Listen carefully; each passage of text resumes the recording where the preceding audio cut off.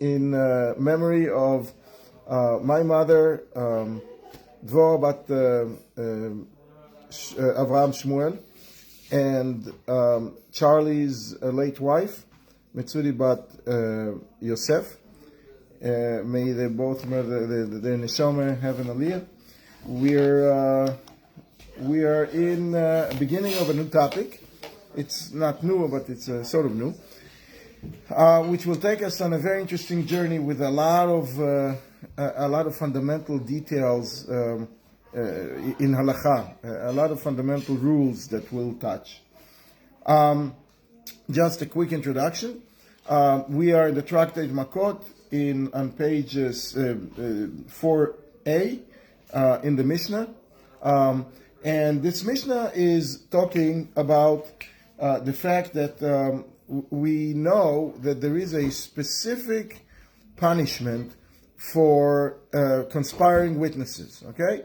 Conspiring witnesses, they came to court, there was a case, they gave testimony that they witnessed a crime, and turns out that there are another pair of witnesses that says, you couldn't have been there, you've been with us in Florida on the beach, you couldn't have seen it at that time that you're specifying. Those are conspiring witnesses. Now, the person that they were testifying against, had he would have been convicted, he would have gotten a punishment. So the Torah is saying that punishment that person would have gotten, even though he wasn't, the lie was discovered, before the court case ended.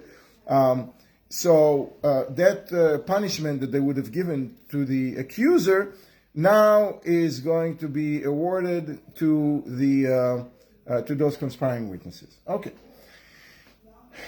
In most of the time is monetary. Most of the cases are monetary civil cases. So now the question is, do they get, those conspiring witnesses, only the monetary punishment, or do they also get lashes in addition to it? And let's see what's the root for it, okay? So we have in Deuteronomy, it says, "Ve'asitem lo kasher zamar la'asot le'achiv," that you should do to him, to the conspiring witnesses, whatever he conspired to do to his brother. So that's the basic punishment. Now, there is also another lav. A lav in Aramaic means lo, no, okay? And a lav basically is all of those mitzvahs that we say, thou shall not. Thou shall not do this and thou shall not do that. So that's a lav, okay? So there is a very famous lav, a very famous mitzvah, that is in the 10 Commandments. And that is lo ta'aneh b're'acha et shaker, that the person should not allowed to go to court and offer a false testimony. So even, regardless of conspiring or not conspiring, it could have been on the spot and, saw everything, but he's lying about something, He's lying about the fact that this person did it instead of somebody else that did it, So it doesn't have to be conspiring witnesses, but a false testimony is not allowed. It's a lav. We're saying lo ta'aneh b're'acha et shaker, which is, I think, the ninth, I think. I think it's the ninth commandment or the third commandment. I forgot. Anyway, the bottom line is, so if someone is a conspiring witness, they have this special treatment, the special punishment that the Torah rendered for conspiring witnesses to get what they wanted to inflict. And also, they gave false testimony. So the question is, what do they get for that? Now, just as a general rule, okay, there are a lot of don'ts in the Torah. Thou shalt not do this and that and the other.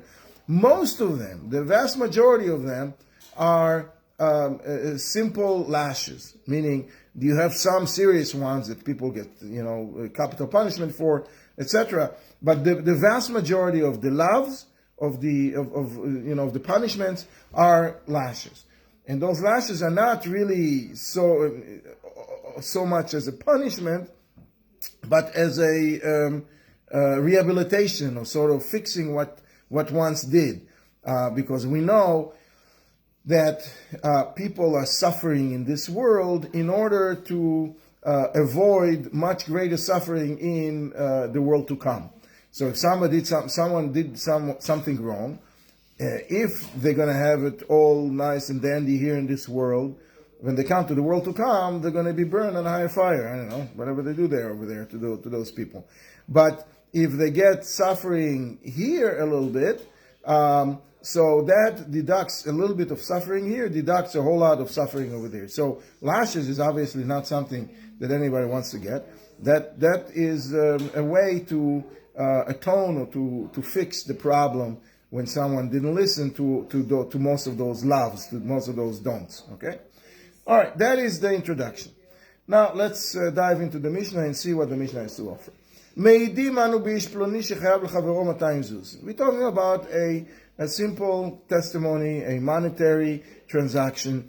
The two witnesses are showing up to a case and saying and confirming that Mr. X borrowed or bought, or he owes Mr. X must pay 200 shkalim zuz, $200 to Mr. Y, because it was legitimate transaction. Okay, whatever the transaction is, doesn't matter. And we found that those witnesses were conspiring witnesses. So the Gemara is saying lokim umeshalmim. This is the saying of Rabbi Meir, the opinion of Rabbi Meir. Em lokim umeshalmim. They're paying. First of all, they're paying because that's the conspiring witnesses. They wanted to make this guy, Mr. X, pay 200 zuzim to Mr. Y, so they have to pay it now. And they also lokim, they also get the lashes, the 39 lashes. And Rabbi Meir is explaining why. Where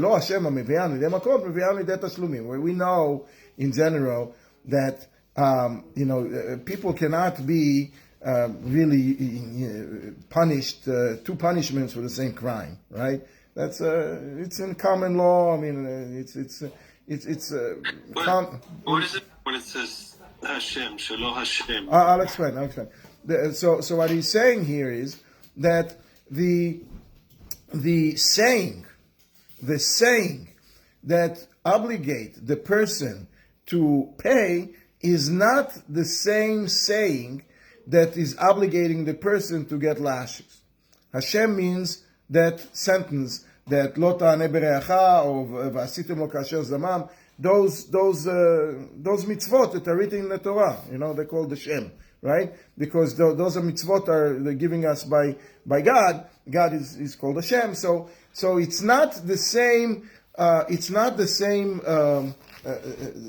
source of the problem that gets them the second punishment. What does it mean? Imagine if someone just stole went to a museum and stole a very costly, very expensive picture or very expensive statue, right? And they threw it overboard in the mat from the balcony over there. And somebody was down there and got killed. So they stole and they also killed or injured someone. So it's two different things that they did, even though it's one action. There is the opinion of Meir that because the person violated two laws, one law of conspiring witnesses, another law of giving false testimony, they have to be punished for both, different punishments for each. That's divrei Rab Meir. Chachamim omrim, kol ha-meshalem eno lokeh. Chachamim saying that there is another rule, that if you pay, you don't get lashes. That is a basic, and we will see the Gemara is going to explain to us exactly where it's coming from. But Chachamim have, this is the rule. Kol ha-meshalem eno lokeh. If you pay, you don't get lashes. Which is, by the way, which is the halacha, which is, I think, common law. In many common laws is the case that if for example, there is there is a very very famous law that if someone robs someone else, lo tigzol, right? Someone robs someone else. So because it's a lav, because it's a regular mitzvah of don't, one shall not steal, right? They should have gotten lashes.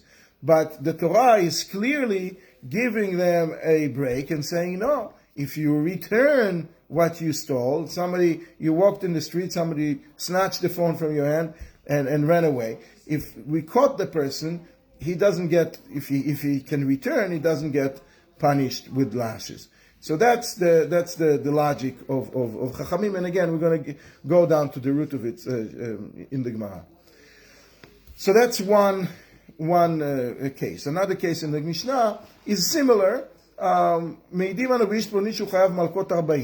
So we said, remember, that most of the lavs in the Torah are resulting in a punishment. Okay, so maybe someone is I don't know what will be resulted in a punishment if someone tripped someone. Okay. If someone tripped someone and they don't have money to pay, so they're going to get punished, with lashes. All right. So someone, the two witnesses came and they said this guy it's his fault. He tripped someone, so therefore he needs to get lashes. And then those witnesses were found to be conspiring. So they're getting two punishments. They're getting the 40 lashes that they wanted to inflict on the poor victim, and they're getting additional 40 lashes because of false testimony. So according to Rab Meir, right? So they found to be conspiring. Lokim shmonim, they get 80. One mishum lo taneh b'chayet shaker. One because of false testimony, the blanket lav of false testimony, prohibition, and another one mishum v'asitim lo kasher zavar, and the other one is the particular one of conspiring witnesses. Divrei Rab Meir. That's the opinion of Rab Meir. Chachamim orim en lokim el arba'im, and the rabbis, which again that's the halacha, saying that a person is not getting doubles and triples. They only getting 40 at a time, and for any particular love that they did wrong. Okay, so that is the Mishnah. Okay, so now we're trying to figure out the reasoning behind it. What is the root of their opinions? So Bishlam al Rabbanan. So the opinion of Rabbanan is understandable. Why? Because it says Kedei Rishato. What does it mean? It says that there is a law. How do we know that a person has to get lashes altogether? Where is this whole idea of lashes mentioned in the Torah? So there is a pasuk in Deuteronomy. It says that we have to, if someone did something really wrong, they have to get punished for their evil deed. Kedei rishato, for the evil deed. And that word for their evil deed is written in a singular form. כתוב משום רישה אחת, אתה מחייבו, ואתה מחייבו משום שתי רישויות. So, therefore, when someone is going to sit in front of the judges and receive lashes, the whole idea of lashes was mentioned in the Torah, specifically with the word evil deed, meaning you get one at a time, you don't get doubles. That is what Rab Meir says. That's the opinion of Rabbanan, of the rabbis, okay? So, therefore, he gets only one of them. And here, in Edim Zomemim, in conspiring witnesses, because the Torah specifically mentioned a punishment, so they don't get the default punishment that everybody else gets, right? Because they get the punishment the Torah assigned for conspiring witnesses. All right. Rab Meir, but what is the reasoning behind Rab Meir? Because it's not altogether so understandable. Okay. So now now we're going into a little bit of a loop. And that loop is very, very common in the Gemara. That move that we're going to see is very common in the Gemara. We're going to start by giving a simple answer to the question, and then we're going to refute it, and then we're going to say, but actually that answer that was given about something else, and we're going to go into a whole other loop trying to understand that something else. So but that's just, sort of you know where you're heading, that's just so you have the ways. Amar Ula. So Ula says, how does Rab Meir know that a conspiring witness get punished twice? Are they paying for or getting the lashes for what they wanted to inflict, as well as the general lashes of a false testimony? אמר אולה, גמר ממוציא שם רע. מה מוציא שם רע? לוקה ומשלם, אף כל לוקה ומשלם. מה למוציא שם? Okay, so that's the answer. What is מוציא שם רע? Okay, מוציא שם רע is someone who did shaming to his bride. Okay, nowadays, in order to marry someone, we need to go through 2 steps. Okay, we need to have erusin, engagement, and we need to have nisuim, marriage. Our engagement is nothing. Okay, our engagement, when we have a party, a pool party, and everybody comes and say lechaim, that's not a real engagement. That's a discussion about maybe we should get engaged. Okay, but the real engagement is happening under the chuppah when the bride, the groom is giving the bride the ring and says, "Arei at mekudeshet li." That is the erusin. That's the engagement, and that follows right away by marriage. Okay, and the marriage is basically the fact that they're standing under the chuppah and they're agreeing to become a house, a Jewish home together. That is the marriage. In the olden days, and I'll expand in a minute why. In the olden days, the engagement was about 6 months away from the wedding. So somebody came to a girl and told her, Areat Mekudeshet Li, and gave her a ring. And then she went back to her parents' home, and he went wherever he comes from. And 6 months later, they would make the wedding, and then they will make the chuppah, and they will become a couple and start living together. Now, it was done in order to sort of secure the deal between them. So if someone they engage, so nobody will take this pretty girl from him, and nobody will take that hunk from her. So it was done to secure the deal, but they needed some time to gather the resources and to prepare their home and their in those days it was quite complicated. They didn't have IRAs. They didn't have all kinds of savings mechanisms. So somebody is getting married now, and where does he live? So he needed the 6 months to get himself organized.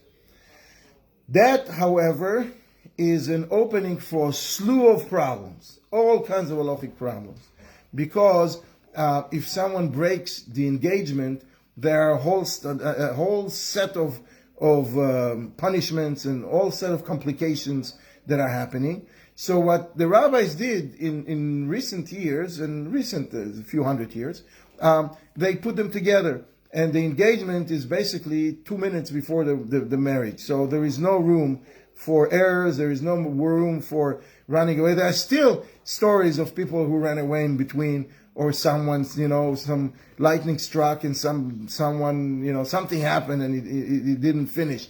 But for the most part, it goes as planned. So the halacha of motzi shem ra, of somebody who's shaming, who's creating a bad name for someone, is related to the time when the engagement was far away from the wedding. Now, what happens is, when a woman is engaged, she has and she lives in her parents' home. She does not have a relationship with her husband to be, because he's not her husband yet. So they live separately for the time of the engagement. Now, when after the marriage, the husband presumably will know, and she will know if if she was a virgin, if it's the first time or not. Okay.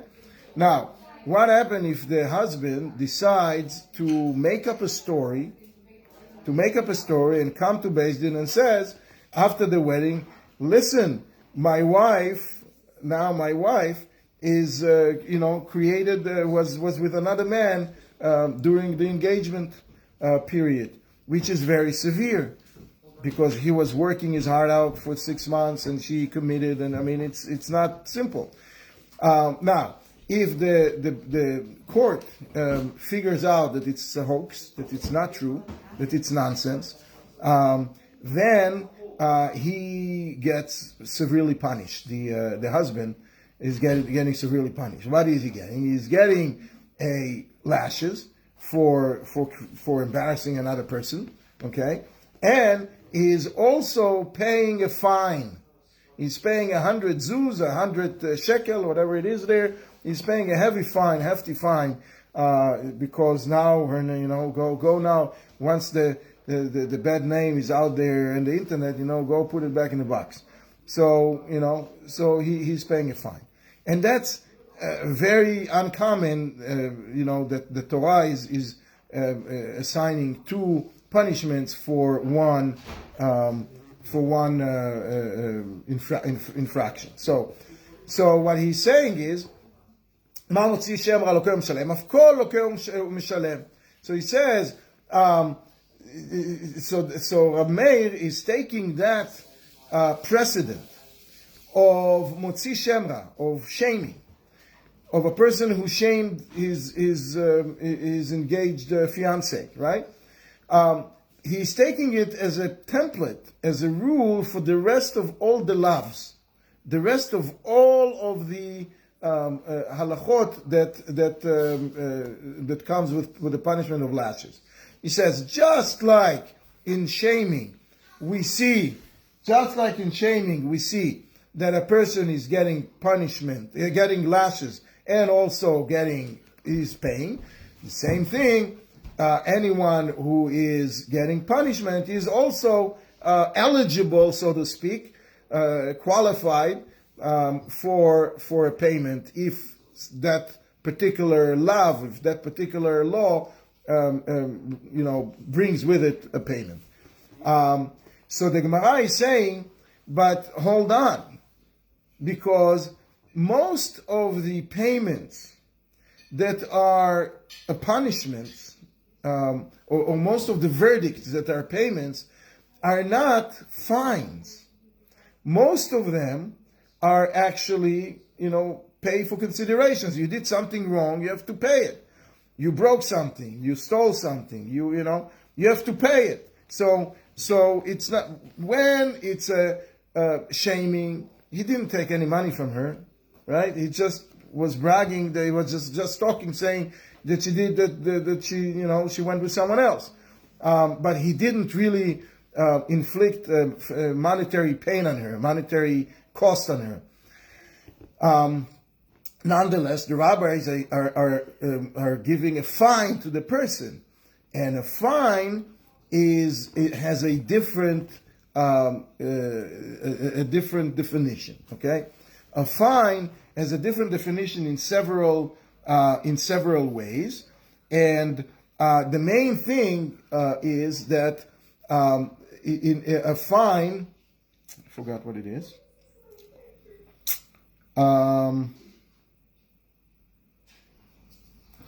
The main issue with the fine is that is detached from the action that the fine is given for. Meaning, when someone is giving a fine of 100 shekels to pay for that woman, it's of no connection with the fact that he said what he said. If he would go and say the same exact thing on someone who's not his fiancée, just a woman off the street, and say, she's so he's not going to get the payment because he didn't inflict any harm on her. Here, because it's his fiancée, there is a specific fine that comes in. So the Gemara is asking, how can you compare someone who shamed someone and got fined, and therefore they're also eligible for lashes at the same time? How do you compare that to conspiring witnesses? Conspiring witnesses are, they're just paying for what they wanted to inflict. It's not a fine. It's more of a atonement. You wanted to inflict a certain pain on someone, so you get it as an atonement for what you tried to do. That's how that's what the halacha is. So the Gemara is answering that, okay, but Rab Meir, who is the minority opinion here, is also going according to Rabbi Akiva, which I think happens to be the minority opinion there. That Rabbi Akiva says that the dim zomimim, that conspiring witnesses, the liable is a fine. Okay, the money that they pay is considered a fine. It's not a payment for consideration; it's a payment for a fine. Okay, so what do we have here? Just to summarize, we have two opinions. A conspiring witness gets only lashes according to the rabbis, because when we're talking about lashes, it says that you get lashes only for one evil deed, not two. So you can get double. And Rab Meir is saying, no, you get lashes and you pay. And we learn it from the specific punishment that's stated in the Torah for someone who shames his fiancée. Okay? These are the two options. All right. Now, how did we learn that second part? We learned the second part because of a statement that Ula said. I'm going to read again the statement because this is the core of the problem that we're going to deal with in a second. What did Ula actually said? Ula said that he learns from Motzi Shemra, he learns from someone who shames, just like someone who shames is getting lashes and payment, and he pays, so is anybody who get lashes can pay. He does not mention anything about conspiring witnesses. He just gives us a rule. Okay? And the rule is that just like someone who shames his fiancé is eligible for two punishments, so is anybody who gets lashes. The rabbis here applied it to conspiring witnesses, to the conspiring witnesses story. However, there is, that rule is not, that application is not, it's not agreeable, it's not everybody agrees that is the correct application of what Ula said. And this is where we're going into another loop, okay? So, so there are those who are mentioning saying the rule of Ula, not about conspiring witnesses, but about a whole different other story, a whole different other love, a whole different case. What is that case? The Tanya lo tutiru mimenu ad boker v'nutar mimenu ad boker ba'is Yisrael. Okay, there is a law that someone who brings in the Bet HaMikdash, there are several types of sacrifices. For the most part, the sacrifices are divided to two main ones, and that is sacrifices of communal sacrifices and the sacrifices for the individual. Most of the communal sacrifices, most of them, 99% of them, are sacrifices that are going up, burn whole on the altar. I think most of them, a large part of it. Okay, definitely the two daily ones, and the individual ones have a slew of different types of what you do with the meat, what you do with it. So some of them you burn whole, but some of them you give to the Kohanim, and some of them you give part to the Kohanim, part to the altar, to God, and part the owner is eating. Now, there are very strict laws as to how long the part that belongs to the Kohanim and the part that belongs to the owner who brought the sacrifice, how long is they're allowed to eat it for. You can't just freeze it and store it to, for indefinitely. You have a very strict guideline. It's usually either that day and a night or 2 days and a night in between, right? So within 36 hours, 24 to 36 hours, it needs to be gone, okay? Now, what happens if someone, brought a nice piece of lamb and they made I think it has to do with the Pesach offering or the Paschal offering, right? So the Paschal offering has also very strict time, and the Paschal offering has to be consumed by morning, okay? When sunrise, the Paschal offering has to be consumed. That's why on the first night of Pesach, we're finishing the Seder in midnight, because the rabbis made a fence. Don't keep it till the morning, on midnight you have to finish, so you don't come to eat it, after the time. So, but what happened if someone sat with the cat, that they get punished with the lashes? So the Torah is saying, here we have another fix for the problem. Here, the fix is that the person has to burn the leftovers. Okay, v'anotar mimenu ad boker ba'esh yisaref. We have to burn the leftovers. So this burning of the leftovers is the fix of the problem. It's called lav hanitak leaseh. Very important that you remember that. Lav hanitak leaseh. Lav means the mitzvah that now one shall not, right? That's the lav, the law. The isur, the prohibition. The prohibition. That's the lav. Nitak leaseh is that it's connected to a remedy, which is a positive action. So you have someone created a problem, and then there is attached to it a remedy, which is a positive mitzvah.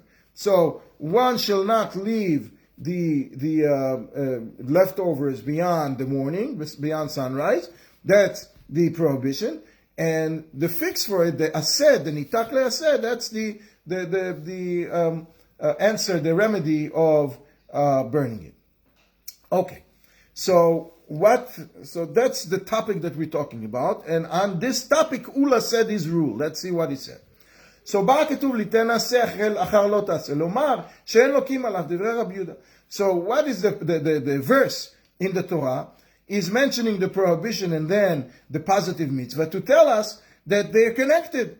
That, and this is that what Rabbi Yehuda is saying, that a person is not, there is no lashes basically, because the remedy is specified right there and then.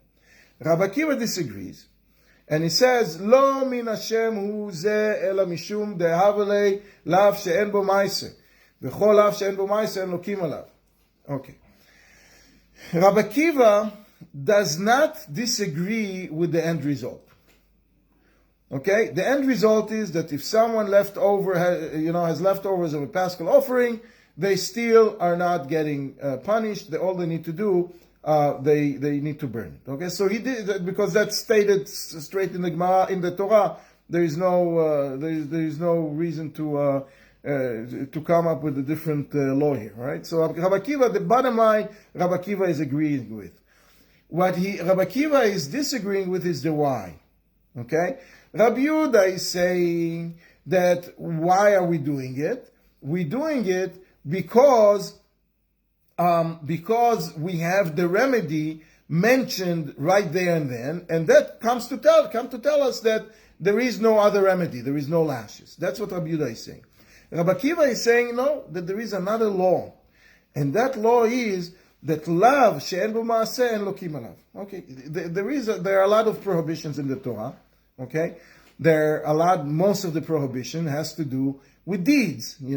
Somebody did something in order and caused the problem. Okay, that's lav sheyesh bo ma'aseh. It's a lav, it's a prohibition that comes with a deed. Right? Somebody needed to do something, an action, physical action.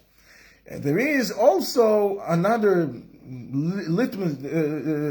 list of litany of prohibitions that has to do with speech. Okay, with dibur, speech. You can't, like talking, saying things that are talking against people, insulting people, lashon hara. There are various prohibition that has to do with speech. And the law is that lashes is obviously an action, right? Somebody gets lashes because somebody acted upon him, right? So that's an action. You don't get actioned upon, you don't get an action done to you if you didn't do an action. So lav she'en bo ma'aseh, a prohibition that doesn't have a deed, an action that you did in order to cause that problem. So, there are other punishments, but not lashes. Okay, so Rabbi Akiva is saying that the reason that someone who left the leftover of the Paschal offering is not getting punished with lashes, they just need to burn it. Why? Because they didn't do anything to cause the problem. The action is to actually eat the Paschal offering. If somebody leaves off the Paschal offering on his plate, they didn't do anything, and they just sat and looked at it, so there's no action taken here by the person. So therefore, leaving the Paschal offering, expiring the time that the Paschal offering was needed to be eaten in, that's not a prohibition that comes with action, that someone did with an action. They did it with inaction. So therefore, says Rabbi Akiva, that the punishment cannot be possibly lashes of it. Okay? So now the Gemara is saying, okay, so we brought in this other statement of the other way of looking at what Ula says, right?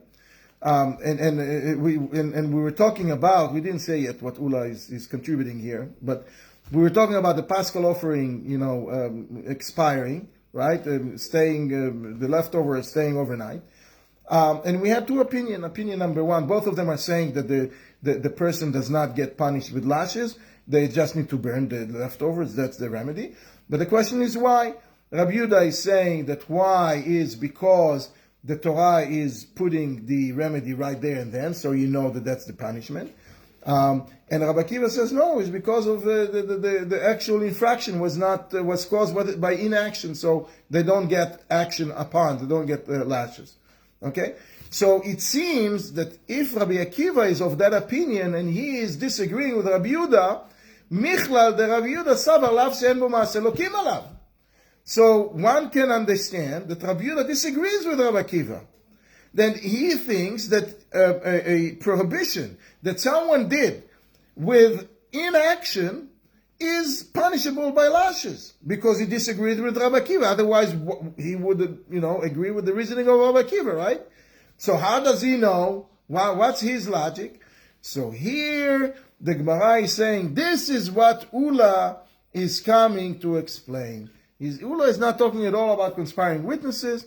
He's just coming to explain the story with Rabbi Yehuda, and he says as follows: Amar Ula, how does Rabbi Yehuda know that someone get lashes for inaction? Amar Ula gamar mimotzi shemra. We're learning it from someone who shames, because when someone shames, they also just talked. They didn't do anything. He just was, standing in a supermarket and telling his friends that his fiance, did so and so. He didn't do anything. He just spoke, and we know that speech is not action. So Ula says, just like someone who is motzi shemra, who is shaming, it is lav she'en bo ma'aseh. It's a prohibition that doesn't have action. It has speech. And nonetheless, we see that the Torah is saying that a person will get lashes, right? Remember, someone who shames gets both things. You get lashes and they get a fine, right? So is any lav she'en bo ma'aseh. So is, says Ula, in support of Rabbi Yehuda, any prohibition that doesn't involve action also is eligible for the punishment of lashes. Okay? So now, so therefore we cannot explain the reasoning for Rab Meir with Ula according to this version. because Ula is talking about something else. Okay, now we're going into a little bit of a back and forth of how do we really understand, how do you really learn one thing from another thing. And let me just give you a little bit of a short intro. Hopefully we'll get it, in one piece. When you learn something from something else, you say, just like this is punished by so-and-so, so is this. They have to be equal, right? You cannot say, just like this guy, killed someone, so is anyone who's, threw a banana peel on the floor and someone just broke his leg, You can't compare killing someone to breaking someone's leg, right? So the deeds has to be of the same level. And then you say, just like in case A, the punishment is so-and-so, so is in case B. All right? Because they're equal. Now, and so we're trying to say here that Ula is saying that shaming someone, right, is on the same level as, not eating Korban Pesach on time. Right? That's what we're trying to say here. So the Gemara is saying that that's not the same thing. Because Malamutzim Shemra Shechen Lokeum Shalem. So it says, the bottom line, when someone is shaming, they're getting two punishments. They're getting lashes and they're getting payments. And here, with the Paschal offering, the leftover, they're not getting either. They're not getting lashes or payments. They just have to burn it. So how can you learn from one to the other? It doesn't make any sense, right? Doesn't make any sense. So the other... So this is a basis to reject what Ula is saying. So Resh Lakish is saying, and this is something that is very common. What Resh Lakish is saying is, if you want to learn from a specific punishment from one case to the other, sometimes you need two cases.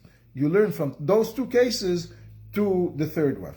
The case that we're dealing with is learning, we learn for that case from the two other cases. How so?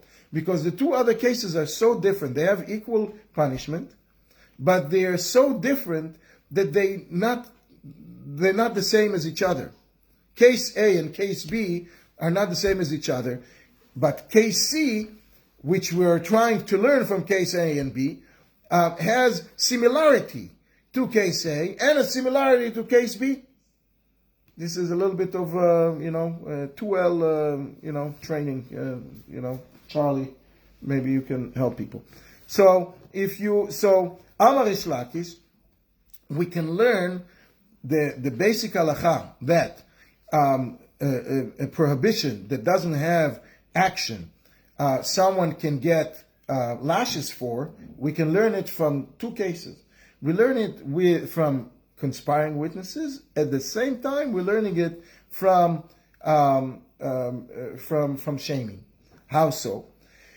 It says, if you look at the conspiring witnesses, okay, it's also a infraction that has to do with speech, right? The witnesses did not do anything; they just came to court and spoke. So there is no action over there. It's an inaction, or it's a prohibition that involves inaction, right? Because speech is not the action, right? So conspiring witnesses doesn't have action, and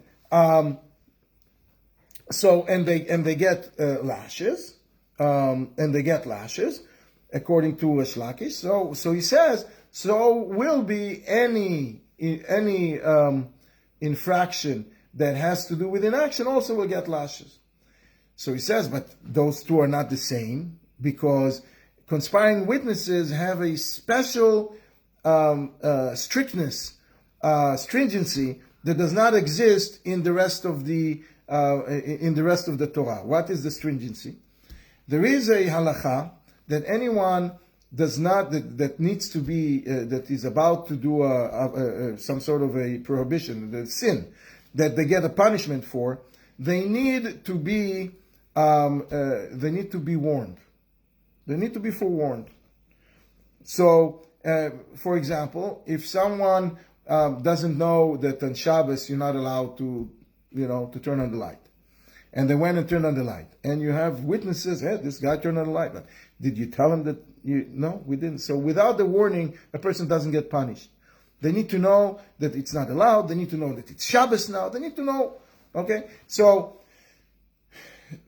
the only exception to this rule is conspiring witnesses. You can't tell conspiring witnesses, okay, listen, you should not be conspiring. Because it's a very uncommon situation. And you cannot really, you don't know that they are about to do something wrong. So even if you did not forewarn them, they are getting the punishment of conspiring witnesses. This is a strictness about conspiring witnesses. Actually, you can warn them. You can warn all witnesses, right? Which I think is what they do. But if you didn't warn them, they still getting that punishment. So what do we see here? We see that you have conspiring witnesses that are getting lashes for inaction, but they're strict in a way that they don't need warning. And on the other side, you have another case of someone who shames his fiancée. That's also an inaction that was taken, that lashes is being awarded for that, being given for that punishment. And that one also have a strictness. What the strictness over there? The strictness over there is that they get lashes and pay. And usually someone who gets lashes just get lashes and not payment. So you have case 1, which is conspiring witnesses. Case 2, which is the shaming of a fiancé. Each one of them are getting lashes. Each one of them have strictness that doesn't exist in the other one. So you learn from those two, because those two cases, even though they have each one strictness, but when you put them together, they're similar enough to show you that you have an inaction here that gets punished with lashes. Atzad ha'shaveh shebaim, what's equal? What is the common denominator between those two cases? It's that they're getting, it's inaction and they're getting lashes. So now the Gemara is trying to refute that by saying, listen, there is another strictness in those two cases, the conspiring witnesses and the shaming, that is equal. We said before that the whole idea is that you have one that has strictness on one side, another one has strictness on another side, and you put them together and you learn for the third rule, the basic rule, without any of the strictnesses. But here, those two have strictness that all of the other cases do not have. What? And that is that they are fines. The conspiring witnesses is a fine. When they pay the money, it's not consideration for something that they did, because inherently in conspiring witnesses, the victim didn't really, the Beis Din didn't finish the court case and didn't punish them. So there was no loss, monetary loss there. So it's a fine. And according to, as we say, we will see, according to Rabbi Akiva. And the shaming is also fine, because the person is getting, he didn't cause the poor fiancé any monetary loss. So it's a fine. But all of the other inaction sins, prohibitions, don't have a fine with them. So you can't learn from it. So the Gemara is answering, no. Rabbi Yehuda doesn't believe like Rabbi Akiva that there is a strictness of fine. He doesn't think that conspiring witnesses is a fine. He believes, like the other opinion that we mentioned earlier, that conspiring witnesses are not a fine. They're actually a consideration for something that they try to apply. It's a special rule, but it's not a fine. Okay, so now the Gemara is and we'll finish with that because we're over the time. And now the Gemara is trying to refute it again and say that the two cases that we're trying to learn from, which is the shaming of the fiancé and conspiring witnesses, what are we trying to learn? We're trying to learn that every prohibition that has to do with inaction can be punished with lashes, right? That's what we're trying to learn. so the Gemara is saying, but those two have something more strict about them. Something more strict about them. Then one of them is strictness of the conspiring witness that we know is a special treatment in the Torah. And the other one is the special treatment of the fiancé that didn't do anything. The Torah is protecting her over and above. So you can't learn to all of the sins or the infractions that have inaction because they don't have this strictness. Okay? So the Gemara is saying, Rabbi Yehuda tzad chamur lo parich. Rabbi Yehuda does not take this rule that if just by virtue of its being strict, that already rendering this particular law above the rest, and therefore you can learn from it. And so Rabbi Yehuda doesn't agree with it. The bottom line, what do we have here? The bottom line. Let's just finish that.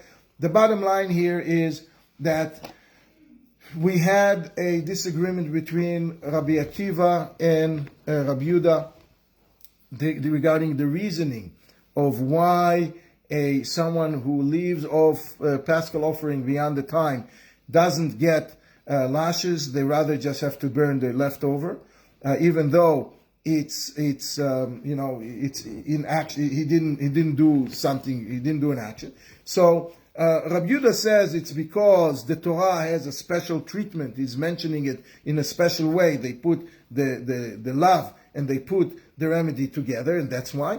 And Rabbi Akiva says no, it's because it's inaction, and all inactions are not punishable by lashes. And the support that we're trying to bring from Ula is to help Rabbi Yehuda, and Rabbi Ula is saying, why do we have that? Why do we have Rabbi Yehuda disagreed with Rabbi Akiva and says that inaction is eligible for lashes, because he learns from conspiring witnesses and the shaming of a fiancé. That's basically what we got at, and I hope I was half clear. I don't know. And we will continue. There is a little bit left, but we'll continue next time with the rest of it.